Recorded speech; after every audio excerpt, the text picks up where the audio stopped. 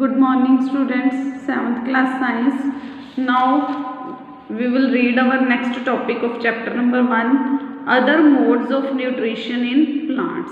As I told you firstly also, there are two modes of nutrition, autotrophic mode and heterotrophic mode. Autotrophic mode, in last topic we have read, autotrophic mode means in which plants can prepare their food by themselves.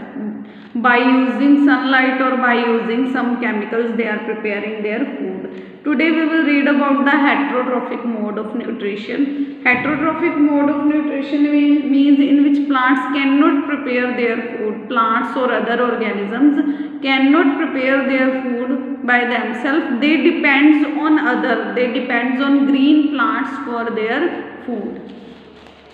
There are four types of heterotrophic modes of nutrition. Heterotrophic plants do not have chlorophyll and are therefore unable to produce the food because of the process by using the process of photosynthesis. In heterotrophic plants, chlorophyll is not present, so they cannot prepare their food by the process of photosynthesis. They obtain the food from the other plants by flowing any one of the flowing mode of nutrition. They are taking food from the other plants. How they are taking food from the other plants, that we will read now in detail. First, parasites. First mode of nutrition is parasites. What are parasites? Some plants such as Cuscuta, this is the example of parasite, grow on other plants. Cuscuta plant, this is growing on the other plants. They sucks food from the other plants by using the root-like structure. By using its root-like structure, they are taking food from the other plants. Which plants are preparing their food? They are taking their food from the other plants. The plants from which they are getting the food, that plant is called host plant. Which plant is giving to it food, that plant is called host plant. Since they deprive the host plant of valuable nutrients, they are called parasites. They are providing to the host plant nutrients, so that are called the parasites. Next is insectivores. Insectivores, from name we can tell it is related with the insects. Insectivorous mode of nutrition is seen in the plants such as pitcher plant and Venus flytrap. In some plants, which plants, like see this is the pitcher plant, this is the Venus flytrap. It is looking like a pitcher. In these plants, insectivorous mode of nutrition is seen. They can synthesize their food by the process of photosynthesis. These plants can make their food by the process of photosynthesis. But due to the lack of nutrients as nitrogen and other minerals in the soil, the leaves of these plants are modified to form a trap with hairy walls that capture the insects. But they can prepare their food, but for the nutrients, because nutrients are not present in they cannot take the nutrients from the soil due to the lack of the nutrients or due to the lack of the nitrogen. They are depending on the insects. They are capturing the insects. When insect enter in the trap, see, when insect is entering in this trap, then the lid trap closes. They are closing their lid. This is the lid. They are closing their lid and prey get entangled in their hairs. And which insect is there, which their prey is there, that will catch by their structure, by the pitcher. The plant then digests its prey to obtain the required nutrients. Then plant is digesting its prey, digesting the insect, and they are taking the nutrients from that insects. These insect eating plants are called insectivorous plants. Next is saprotrophs. Next mode of nutrition. Some plants obtain their nutrition from decaying organic matter. matter, which dead plants are there, which decaying matter, dead leaves are there. From that some plants are taking the nutrition. They secrete digestive juice on dead and decaying matter. They are secreting means they are producing the digestive juice on these dead and decaying matter and absorb the nutrients from it.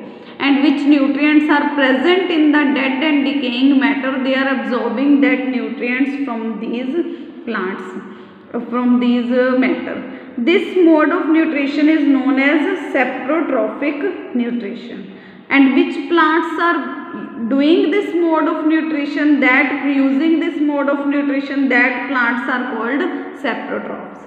Saprotrophs are decomposers and obtain energy from their own use, for their own use by breakdown of complex organic matter from the dead bodies of other organisms. Saprotrophs, they are from where they are getting energy? They are getting energy from the dead plants or from the dead organisms. That's why they are also called decomposers. At that same time, this process also releases vital chemical elements into the soil which are absorbed by the autotrophs. They are also producing some chemicals into the soil, and that chemicals are used by the autotrophs, by that plants, which plants are preparing their food. Thus saprotrophs add the recycling of materials from the dead organisms to the living ones. So saprotrophs, they also helps in recycling of the materials.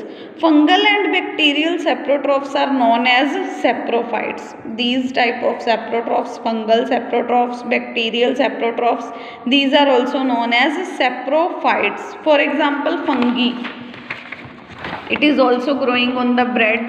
Fungi under the warm and humid condition, when the fungi is growing, when it is getting the warm conditions and when it is getting the humid condition, means some watery condition, humidity environment, fungi start growing on the articles like leather objects or on the dirty objects. The fungi is growing. Fungi grow well in the wet, marshy and damp weather. In wet areas, in marshy areas, means in rainy season, and in damp weather, that is also related with the humid weather. In that weather, the fungi is growing well. Rainy season provides suitable environment for the fungi to produce spores.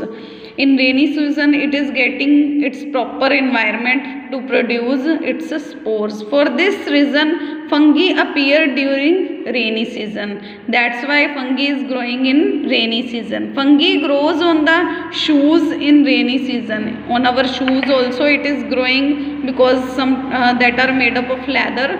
Because of the shoes, because shoes provide fungi with dark, moist and warm environment. That is favorable for the growth of the fungi.